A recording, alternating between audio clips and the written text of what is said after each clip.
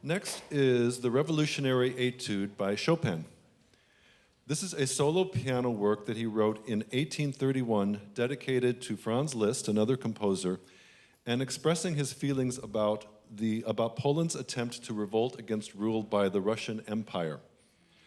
If you have seen the musical Hamilton, its subject is the American Revolution, which succeeded. Poland's revolution against Russia was one that failed, leaving Chopin not very happy. In fact, he was despondent. He expressed his despair through this music.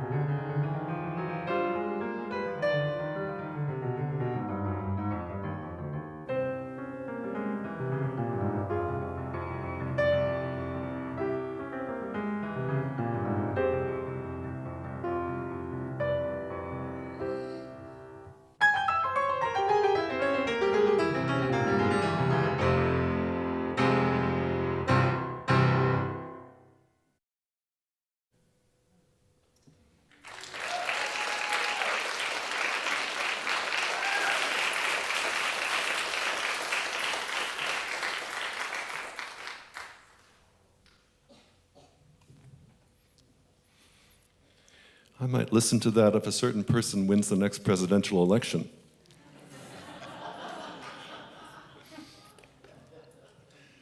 Can I tell you a story? Okay, this is a true story. This is a story how it all began for me at CSL 25 years ago.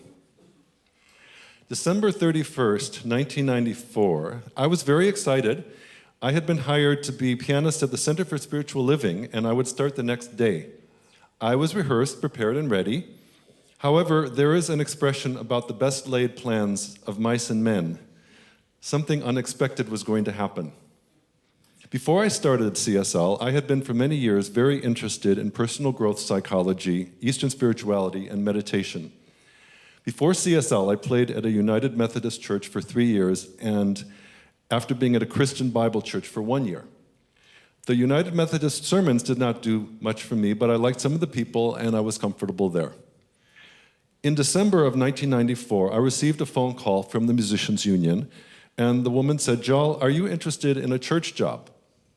I immediately said, "I already have a church job." Then something inside me made me say, "But please tell me more." The woman told me it was called Church of Religious Science in Sandpoint neighborhood. I should call the music director, whose name was Rick Rankin. As many of you know, he later changed his name to Eric Odell, but at that time he was Rick Rankin. From that moment, a very strong inner voice told me, "You are going to get this job." When I talked to Rick, he told me it was a New Thought church. The minister was very charismatic, and he had been hired as music director to start on January 1st. He needed a pianist. We arranged for an audition on Monday. The inner voice told me, "You are absolutely going to get this job." On Sunday, I went to the morning service to check everything out. I was impressed by the building, the vibe, the music, the minister. I saw a paper in the foyer entitled "A Letter to Humanity from God." It was very clever, and the attitude towards God shown in this letter was light-hearted, funny, yet sincere. After 4 years of listening to traditional Christian sermons every Sunday, the letter made a huge impression on me. The inner voice said, "You are absolutely going to work here, and it's going to be really great." On Monday, I had my audition with Rick, and that evening he called and asked if I wanted the job. Of course, I accepted. The inner voice said, "I told you." Our first service was to be January 1st. No band or backup singers, just the two of us. Rick booked himself as the guest singer so the congregation could meet him. We rehearsed our songs, and I was prepared and very excited. I had a late New Year's Eve gig the night before, and I was house sitting in a house I was not familiar with. And the next morning, to my horror, I discovered that I'd slept through my alarm. I was supposed to be there at 7:30, and it was already 7:50. The service was to start at 8:30. There was no such thing as cell phones, email, or texting. I had no way to contact anyone. I got in my car. I was speeding like crazy. I must confess I was not saying my affirmations.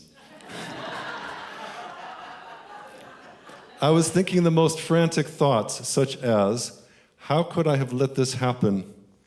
The people at this wonderful church are probably wondering if I'm going to show up at all. They must be going out of their minds. Rick must be regretting that he ever hired me.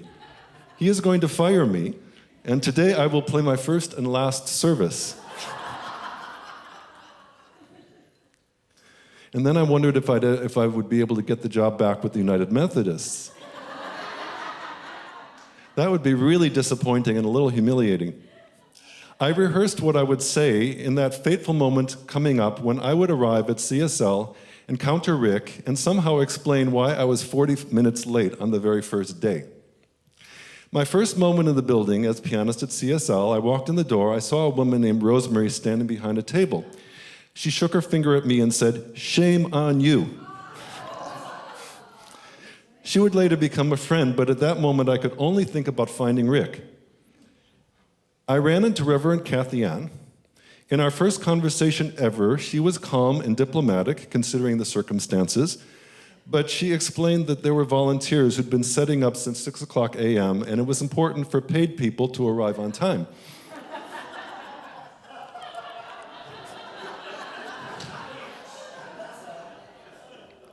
I said, "I'm really sorry, Kathy Ann, but can you tell me where I can find Rick?" In that moment, she became less calm and exclaimed, "He's not here either."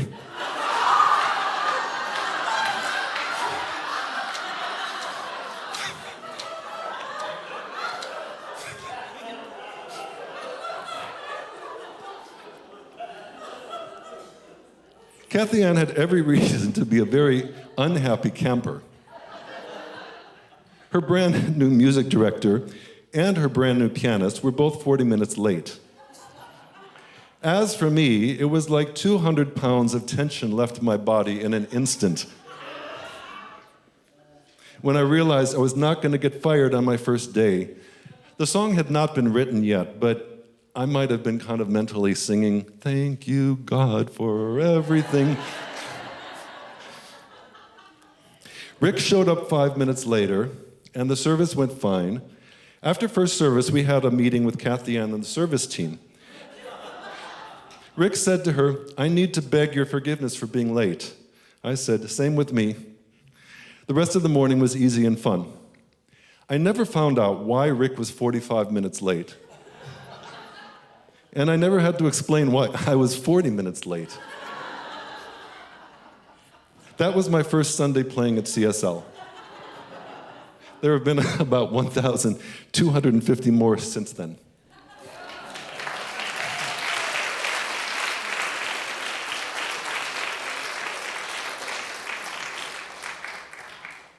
Okay, getting a little more serious. The next music I'm going to play is Avinu Malkeinu. As far as I'm concerned, Judaism has some of the most beautiful music of any religion. Avinu Malkeinu is sung for the high holidays of Rosh Hashanah and Yom Kippur. The original meaning of Avinu Malkeinu was Our Father, Our King. Many synagogues, such as Beit Aleph, where I also play for services, have reinterpreted and modernized the meaning.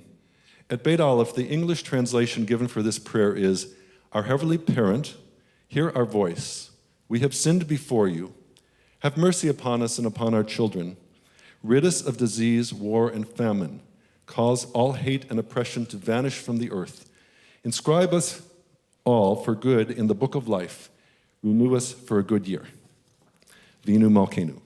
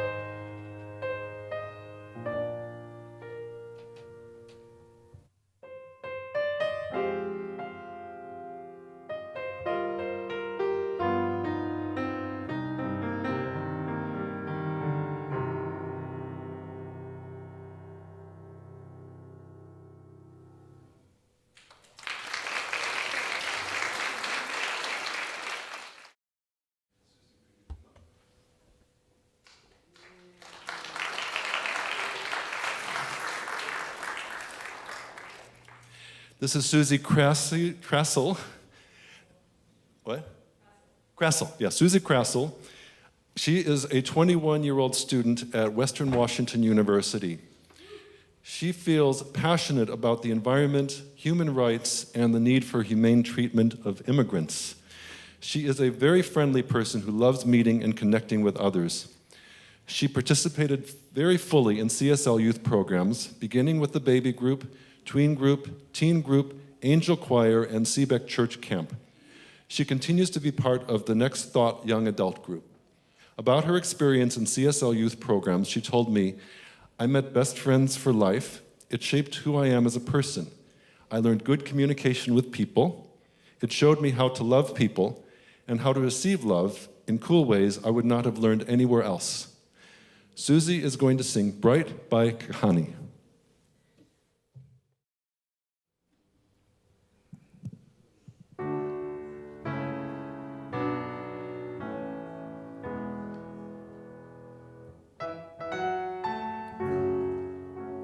Little girl, watching her reflection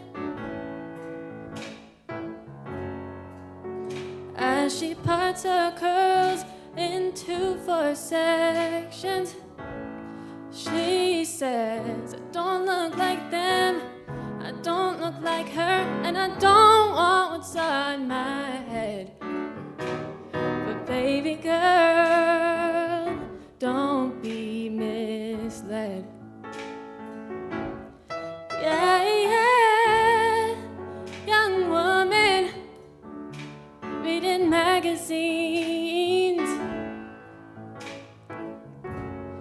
thinking to herself, nobody looks like me. Oh, I've got all these curves, all this nerve, why can't I keep a man? But baby girl, if you love yourself, you can. 'Cause can nobody love somebody that do not love themselves? You are what you choose to be. It's not up to no one else. So be great, be kind. Don't let them dim your light. A woman like the sun should always stay bright.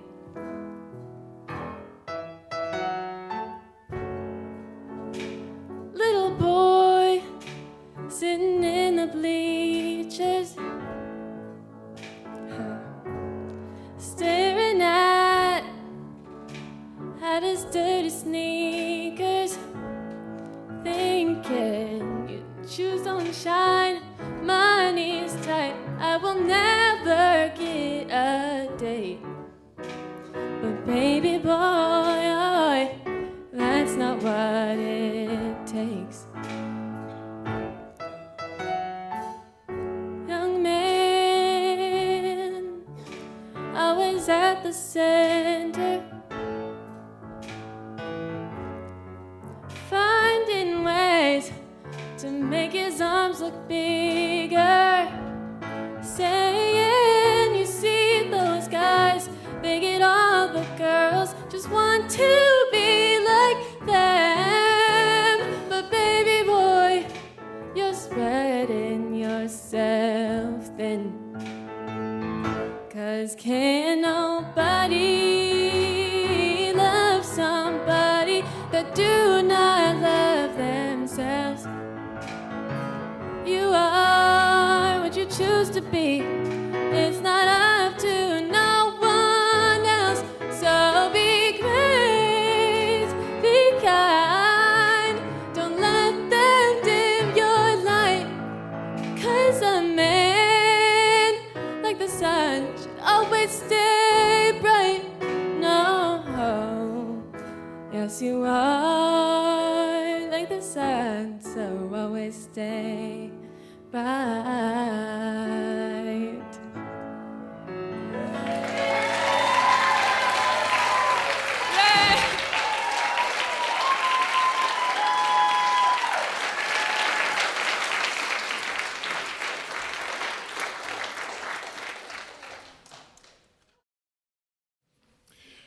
This next is one of my favorite piano pieces, one of my really favorite piano pieces, Rachmaninoff's Prelude in C-sharp minor.